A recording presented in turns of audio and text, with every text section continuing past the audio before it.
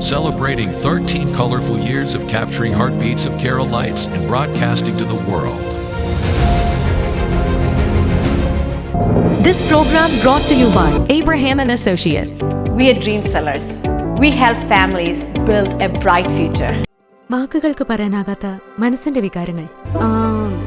I love myself. മനസ്സിലെ രഹസ്യങ്ങൾ താനേ തുറക്കും. അത് ഡയമണ്ട് പറയുമ്പോൾ മലബാറിലേക്ക് വരും. Faith Holidays, America's finest tour operator. To book a trip, call 1-888-91-FAITH. State Farm Insurance, Michael Therian.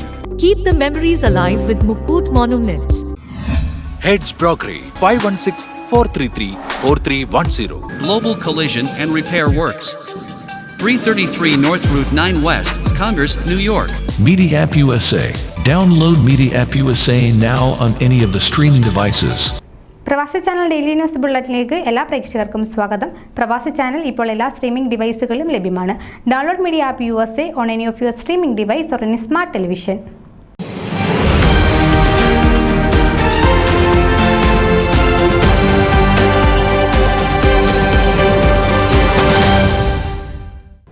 ജനസേവനത്തിനുള്ള ശക്തമായ മാർഗം എന്ന നിലയിൽ രാഷ്ട്രീയ പ്രവർത്തന രംഗത്തേക്ക് യുവാക്കളും പുതിയ തലമുറകളും കടന്നുവരണമെന്ന് മുൻ മന്ത്രിയും കേരള കോൺഗ്രസ് എക്സിക്യൂട്ടീവ് ചെയർമാനുമായ മോൻസ് ജോസഫ് MLA ആഹ്വാനം ചെയ്തു.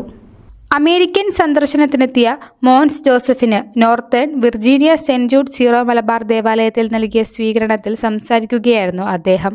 ക്രൈസ്തവ മൂല്യങ്ങളും വിശ്വാസങ്ങളും ഉയർത്തിപ്പിടിച്ചുകൊണ്ട് ജനങ്ങളുടെ നന്മയ്ക്കും നാടിന്റെ പുരോഗതിക്കും വേണ്ടി അക്ഷീണം പ്രയത്നിച്ച ഉമ്മൻചാണ്ടിയാണ് തന്നെപ്പോലുള്ള പൊതുപ്രവർത്തകർക്ക് മാതൃകയെന്ന് അദ്ദേഹം പറഞ്ഞു. സെന്റ് ജൂഡ് ഇടവക വികാരി ഫാദർ നിക്കോളാസ് തലക്കൂട്ടൂർ മോൻസിനെ പൊന്നാട അണിയിച്ചു സ്വീകരിച്ചു.